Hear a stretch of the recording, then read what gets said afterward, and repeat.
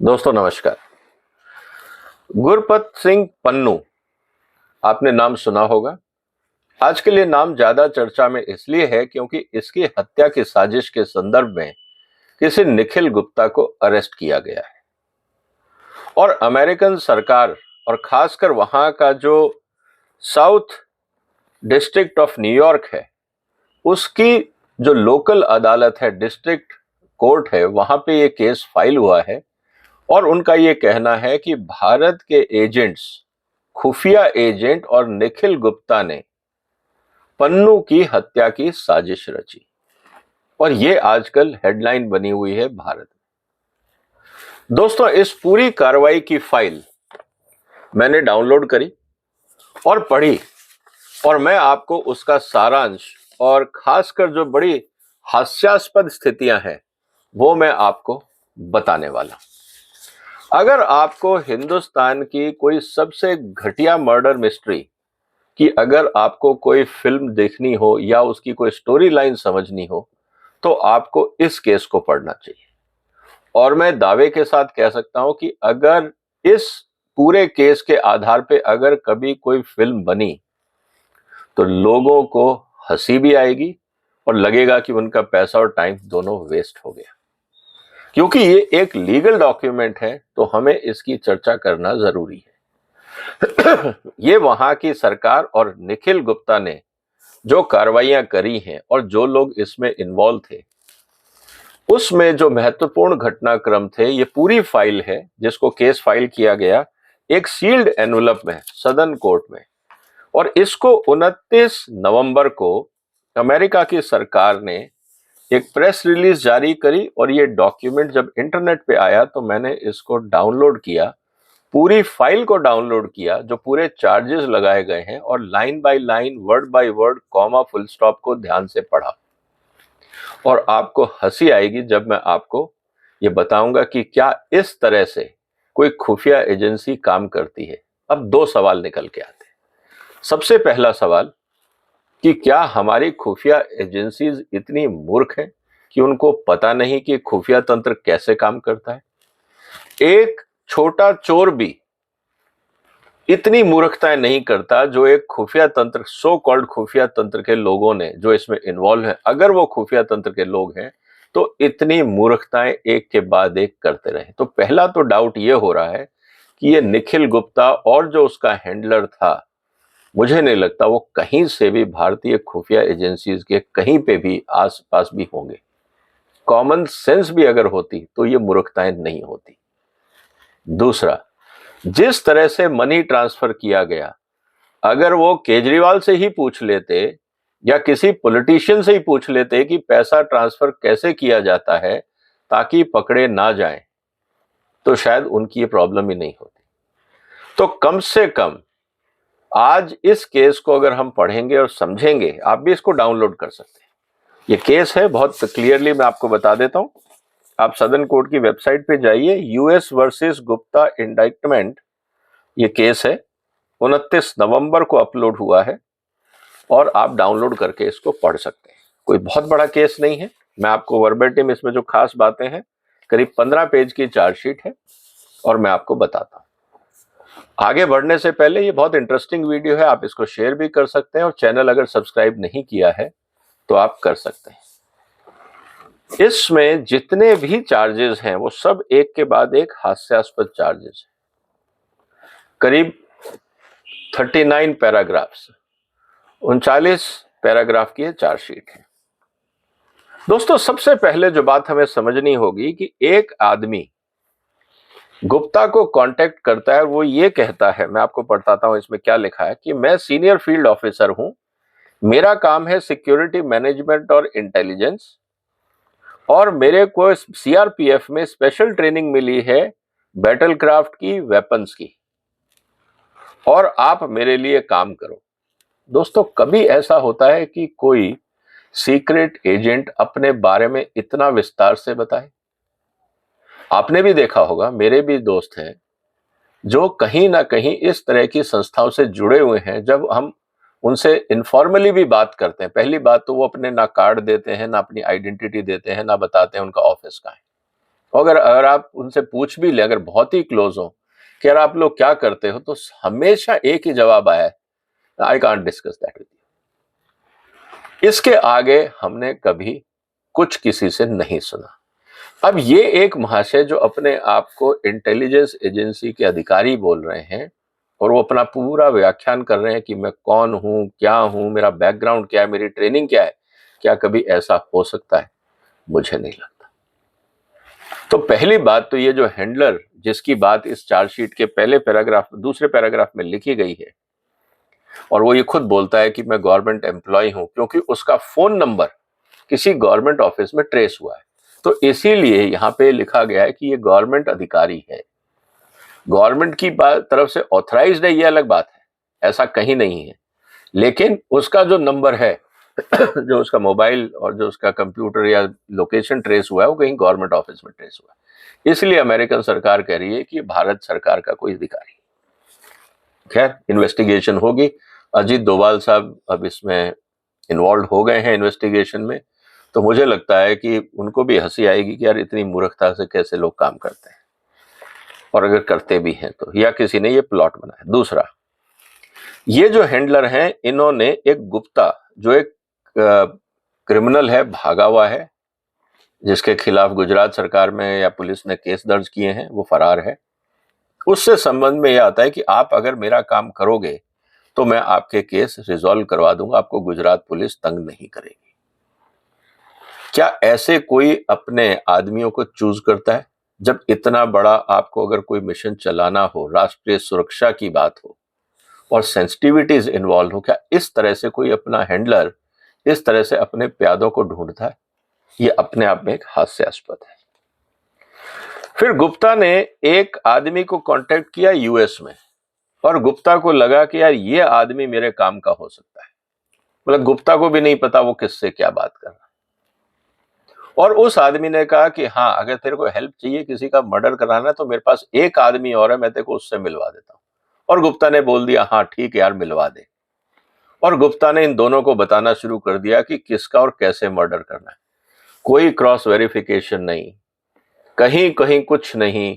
मतलब ये सारे काम फोन पे हो रहे हैं, खुल के बातें हो रही हैं, चैट्स हो रही हैं, इलेक्ट्रॉनिक कम्युनिकेशन हो रहा है, और लगातार हो रहा है। क्या ऐसे कहीं मर्डर प्लान किए जाते हैं? ऐसे तो छोटे गैंगस्टर भी नहीं करते। अगर आप किसी छोटे चोर को भी पूछोगे ना, वो ऐसी मूर्खताएं नहीं करता जो गुप्ता और उसका हैंडलर कर रहे थे। और फिर ये तय होता है कि आपको हम $1 लाख देंगे, आप ये मर्डर कर दो। मतलब सुपारी दी जा रही है, और हम आपको एडवांस में $15,000 दे देंगे। कहीं नेशनल सिक्योरिटी के मुद्दे इस तरह से बार्गेन किए जाते हैं?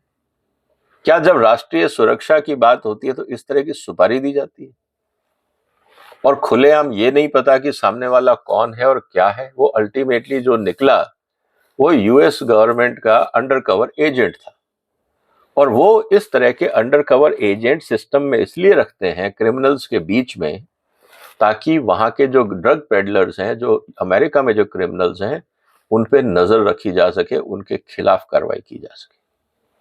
और गुप्ता जी बाहर बैठे, विदेश में बैठे, अमेरिका में मर्डर प्लान कर रहे हैं ऑन फोन, और ये कह रहे हैं आप जाके काम कर दो और हम आपको $1 लाख दे देंगे। और साथ ही साथ गुप्ता बार बार रोज अपने हैंडलर को इंडिया में फोन करके अपडेट कर रहा है कि देखो आज ये प्रोग्रेस हो गई, आज ये हो गई, मेरी बात हो गई, ये आदमी है, ये हैंडलर है। और लगातार ये बातें फोन पे हो रही हैं, मैसेजेस हो रही हैं, चैट हो रही है। एक छोटे से आतंकवादी और क्रिमिनल को भी पता है कि डिजिटल फुटप्रिंट सबसे आसान होता है ट्रैक करना। इसीलिए तो मनीष सिसोदिया ने 100 टेलीफोन तोड़वाए थे जब लीकर घोटाला हुआ था। आपने कभी केजरीवाल के हाथ में मोबाइल फोन देखा? किसी बड़े नेता के हाथ में आपने कभी मोबाइल फोन देखा है कि वो साथ ले लेके घूमते हो? ये कॉमन सेंस है कि जब आप डिजिटल प्लेटफॉर्म पे होते हो तो आपको ट्रैक करना सबसे आसान है। आगे चलते हैं दोस्तों। गुप्ता ने जब ये अपने हैंडलर से बात कर रहा था, तो और जब निज्जर की हत्या हुई कनाडा में, तो गुप्ता ने बोला वो भी मेरा टारगेट था, वो भी हमारी लिस्ट में था। अब आप बताइए कि जब 2, 3, 4 मिशन होते हैं किसी भी सिक्योरिटी के, तो एक दूसरे को पता भी नहीं होता कि कौन आदमी क्या कर रहा है। और यहां तो ऐसा लग रहा है कि गुप्ता जी के पास पूरी लॉन्ड्री लिस्ट है और पूरी सिक्योरिटी एजेंसीज ने गुप्ता को सब कुछ बता दिया है कि हम कहां क्या और कैसे कर रहे हैं। कभी ऐसा होता है? ये हास्यास्पद नहीं लगता आपको? और हम ये बोल रहे हैं कि इसमें सिक्योरिटी एजेंसीज इन्वॉल्व। ये सारी बातें हो रही हैं मई 2023 में, और series of telephone and electronic communication between handler and Gupta over encrypted application asked Gupta to arrange a murder of victim in exchange of assistance in securing dismissal of criminal charges against Gupta in India। तो handler ये बोल रहा है कि तुम देखो यार, murder का इंतजाम कर दो और तुम्हारे खिलाफ जो भारत में चार्जेस हैं मैं उसको हटवा देता। क्या ये बातें फोन पे होती? इसका मतलब ना वो गुप्ता को काम करने से पहले उसने पूरी तरह से संबोधित किया, और ये बातें क्या फोन में होंगी? अगर ये सब काम होते हैं तो across the table, without communication, without public domain होता है, या ये सारी बातें एंगेज होने के बाद शुरू की जाती हैं कि तू जाके यार पन्नू का मर्डर कर दे, मैं तेरी प्रॉब्लम यहाँ इंडिया में सॉल्व कर दूं? ऐसे काम होते हैं। ये बता रही है अमेरिकन अटॉर्नी की चार्जशीट कि इस तरह से पन्नू को जो मर्डर करने वाले लोग थे उन्होंने इस तरह से काम किया। आपको कहीं से भी लगता है कि ये सिक्योरिटी एजेंसीज के काम हो सकते हैं?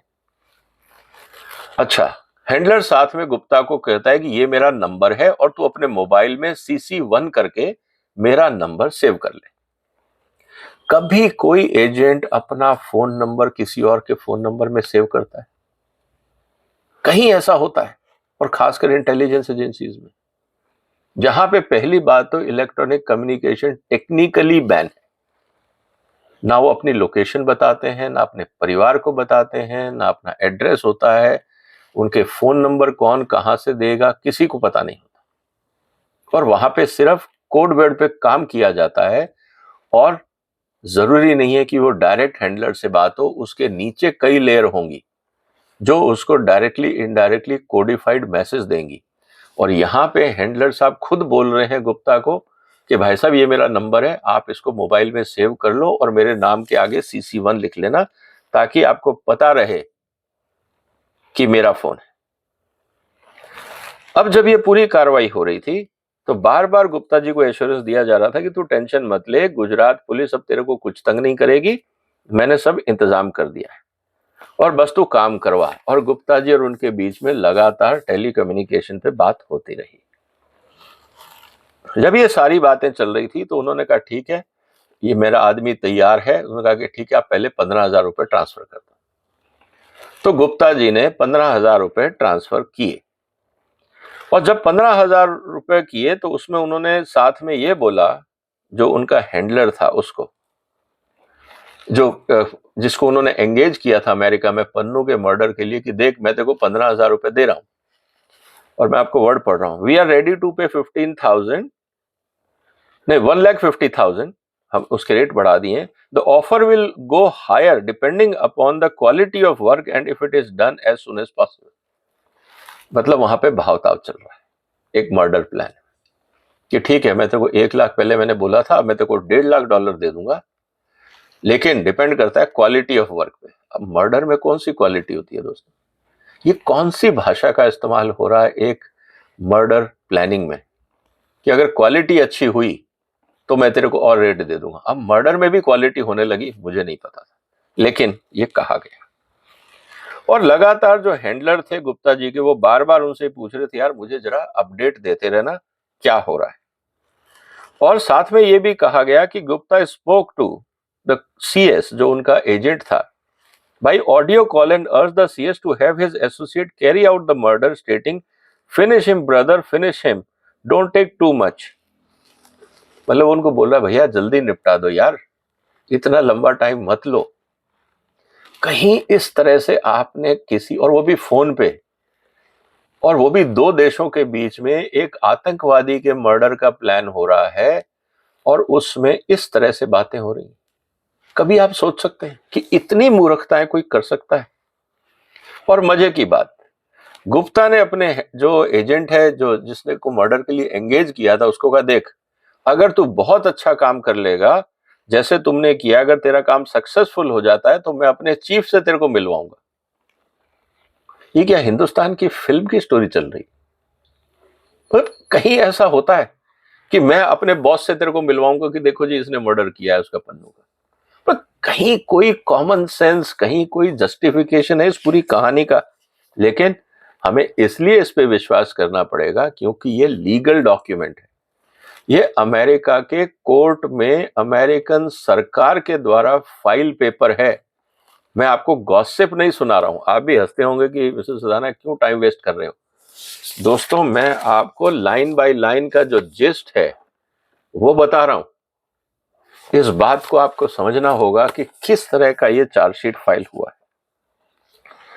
जब पेमेंट की बात आई कि ठीक है हम मर्डर करेंगे, तो उसने कहा यार जरा अपने एजेंट से पूछ उसके पास $15,000 है क्या। मतलब $15,000 भी इस पूरे ऑपरेशन में नहीं है। उसके एजेंट ने कहा कि यार $15,000 तेरे एजेंट के पास है क्या? उसने कहा नहीं है। तो ठीक है हम ट्रांसफर कराते हैं और देख लेना कि तेरे को पेमेंट मिला या नहीं। और मजे की बात, कम्युनिकेशन में आप ये देखिए फोटोग्राफ, नोट गिनते हुए फोटो शेयर की जा रही है। मतलब ये है भरोसा दो एजेंट्स के बीच में एक मर्डर कॉन्स्पिरेसी कि भैया तू पेमेंट ट्रांसफर कर दे और मेरे को फोटो भेज देना कि तूने पेमेंट ट्रांसफर करी या नहीं करी। इतना तो यार नॉर्मल बिजनेस भी अगर कोई दो व्यापारी करते हैं ना, उसमें भी इतना नहीं होता कि यार मैंने माल भेज दिया है तो जरा पेमेंट कर दे। अगला कहता है मेरे को चेक की फोटो भेज या नोट गिनते हुए फोटो भेज। कहीं ऐसा होता है? कहीं कोई लॉजिक आपको समझ में आ रहा है? ये निखिल गुप्ता है कौन कैरेक्टर और किस तरह से काम चल रहा है? और निखिल गुप्ता को भारतीय खुफिया एजेंसी एंगेज करेगी पन्नू के मर्डर के लिए। मतलब कहीं कोई लॉजिक समझ में आ रहा है दोस्तों? मुझे तो कंफ्यूजन ज्यादा हो रहा है लॉजिक की जगह। और गुप्ता ने अपने एसोसिएट का नंबर लिया जिसने मर्डर का प्लान किया था, और CC1 reply to Gupta with the name of associate कि अगर मैं नहीं हूं जो इंडिया में हैंडलर था, तुम्हें ये आदमी पेमेंट कर देगा। और उस आदमी ने, जो गुप्ता का हैंडलर था, एक और नंबर दिया जो हिंदुस्तान के पिन कोड पे था, मतलब कि कंट्री कोड पे था, और वो नंबर भी गुप्ता के पास है। अब कहने का मतलब है कि गुप्ता इंडिया में उसका हैंडलर और मर्डरर, इन सब की जो कॉन्स्पिरेसी चल रही है, ये अमेरिकन खुफिया एजेंसीज बकायदा डेट बाय डेट रिकॉर्ड करे जा रही है। और थोड़े समय बाद जो एडवांस पेमेंट थी, सुपारी जो थी, वो जो दूसरा इंडिविजुअल था, उसने, जो under cover agent Nikhil Gupta ने जिसको हायर किया था, उसको उसने $15,000 भेज दिए और साथ में फोटो भेज दिया कि देख यार मैंने मटेरियल डिलीवर कर दिया है। उसको पार्सल बोला था। जब ये सारी कहानी चल रही थी तो एक और इंटरेस्टिंग बात जो गुप्ता ने कही अपने एजेंट को, जो अमेरिका में जो उसने एंगेज किया था, कि देखो यार अगर तुमने ये काम कर दिया तो अपने पास और बहुत काम है, तुम्हें हम और काम देंगे। मतलब ठेकेदारी हो रही है। मतलब लिस्ट है, अमेरिकन और कनाडा में बैठे हुए आतंकवादियों को रॉ ने एक पूरी हिट लिस्ट बनाई हुई है और वो गुप्ता को देने के प्लान कर रहे हैं कि हमें ये सब लोगों का मर्डर करना है तो आप ठेका ले लो। क्या ऐसे काम होता है कहीं? और इसमें ये कहा जा रहा है, Gupta informed his undercover agent that after the murder of victim, Gupta ने ये बोला कि हम आपको और काम देंगे, एडिशनल विक्टिम्स टू किल। हमारे पास और टारगेट है, हम आपको और काम देंगे, आप बस इसको निपटा दो। और उसके अलावा we will give more bigger jobs, more jobs every year, every month 2-3 jobs.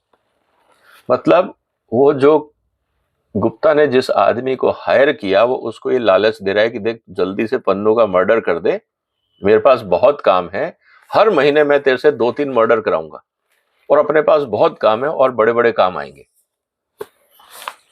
मतलब गुप्ता को ये बात समझ में आ रही थी कि वो किससे बात कर रहा है और क्या बात कर रहा है।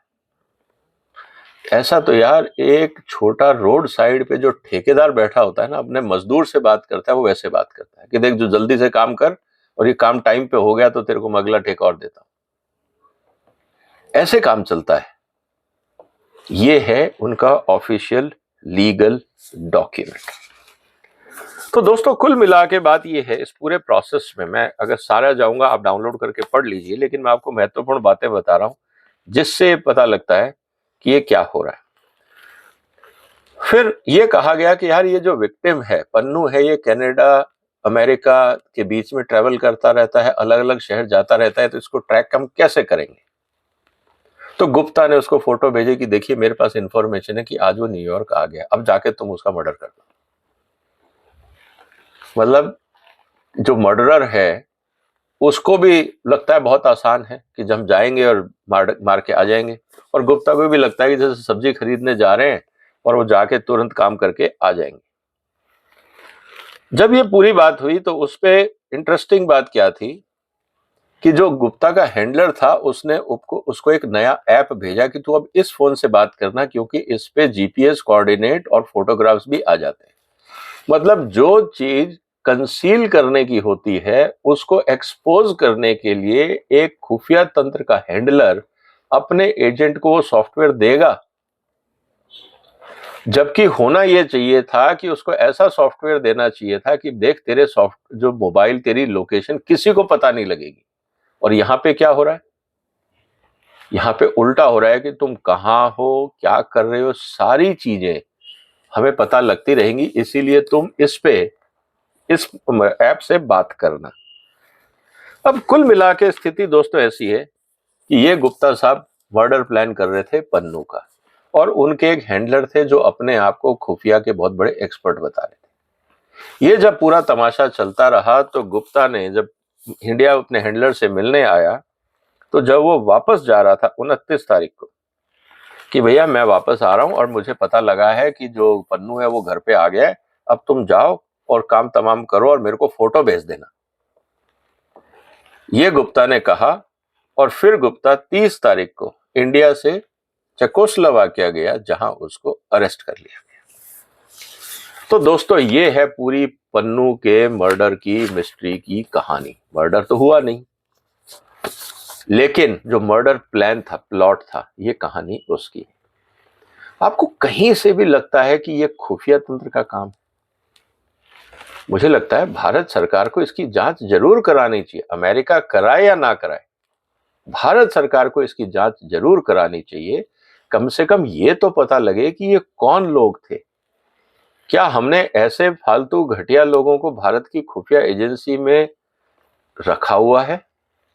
तो इन्वेस्टिगेशन इस बात का होना चाहिए कि इनकी अपॉइंटमेंट की किसने, क्या कोई ये सिफारिश से आया, किसके कहने पे ये खुफिया एजेंसी में आया? अगर ऐसे लोग हैं तो इस देश को कोई नहीं बचा पाए। और अगर ये खुफिया एजेंसी का आदमी नहीं है और अपना कोई सरकारी दफ्तर में बैठ के कई काम कर रहा है, या कोई कॉन्ट्रैक्टर है, या जो भी है, या अपने निजी लेवल पे उसने ये कार्रवाई शुरू कर दी, ये कौन है, इसके पीछे कौन है, क्या किया जा रहा है? कहीं ये तो मोल नहीं है अमेरिका के द्वारा या किसी और के द्वारा प्लांटेड कि तुम वहां बैठ के ये खेल खेलो और हम इनको अरेस्ट कर लेंगे और भारत को बाद में भारत को बदनाम कर देंगे? ये भी हो सकता है। कहीं अमेरिका की खुफिया एजेंसीज की या खालिस्तानियों के द्वारा ही तो कोई प्लांटेड आदमी नहीं है और जिसने गुप्ता को एंगेज किया और ये पूरा तमाशा किया? पॉसिबल है। तो इसकी इन्वेस्टिगेशन जरूरी है दोस्तों। इस केस पे हम नजर रखेंगे, आने वाले दिनों में इसके राजनीतिक असर भी हमें देखने को मिलेंगे। लेकिन ये जो डॉक्यूमेंट है जो यूएस के अटॉर्नी ने वहां के कोर्ट में सबमिट किए हैं, इसको पढ़ के तो आप सिर्फ हंस ही सकते हैं। क्या कॉमन सेंस, पैसा कैसे ट्रांसफर होना है, भारत की किसी भी पॉलिटिकल सिस्टम से पूछ लेते कि कैसे मनी ट्रांसफर किया जाता है और पकड़े नहीं जाते, बहुत आसान है। सुप्रीम कोर्ट, आईबी, आपकी सीबीआई, ईडी सारे कोशिश कर रहे हैं ना कि केजरीवाल का जो पैसा आया वो कैसे आया, आज तक उनको ही समझ में नहीं आ रहा।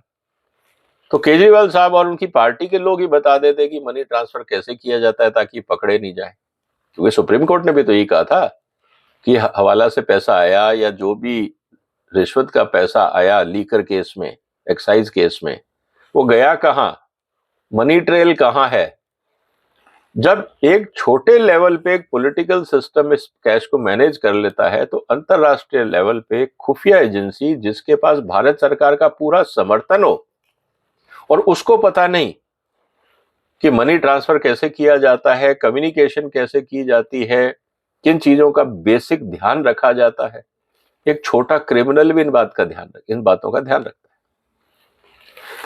दोस्तों, ये पूरी चार्जशीट पढ़ने के बाद मुझे तो बड़ा अजीब लग रहा था कि क्या वास्तव में लीगल डॉक्यूमेंट है, क्योंकि मेरा काम है लीगल डॉक्यूमेंट पढ़ना। मतलब इस डॉक्यूमेंट को अगर कोई भारत का जूनियर मोस्ट लॉयर या जज भी पढ़ेगा ना, वो भी कहेगा यार ये क्या लॉजिक है, मर्डर करना भी नहीं आता लोगों को, या प्लान करना भी नहीं आता, मर्डर तो बहुत बाद की बात होगी। मतलब लोगों को ये भी समझ में नहीं है कि फोन पे बात कैसे की जाती है और प्लान कैसे किया जाता है। खैर, हकीकत हमारे सामने है, डॉक्यूमेंट्री एविडेंस है, मैं मजाक नहीं कर रहा। उम्मीद है आपको ये स्टोरी इंटरेस्टिंग लगी होगी। डाउनलोड करके आप भी पढ़ सकते हैं। साउथ डिस्ट्रिक्ट न्यूयॉर्क कोर्ट पे अगर आप जाएं, या सिर्फ आप प्रेस रिलीज जो है US attorney announces charges in connection with foiled plot to assassinate US citizen New York city, अगर आप सिर्फ निखिल गुप्ता का अगर आप इंडाइटमेंट भी टाइप करेंगे तो मुझे लगता है वो लिंक आपको मिल जाएगा। इस वीडियो को आप शेयर कर सकते हैं। सोचिए कैसे दुनिया में लोग काम करते हैं। फिर मुलाकात होगी एक और महत्वपूर्ण मुद्दे के साथ। तब तक आप इस वीडियो को शेयर कर दीजिए, चैनल को भी सब्सक्राइब कर लीजिए। ध्यान रखिए अपना। वंदे मातरम।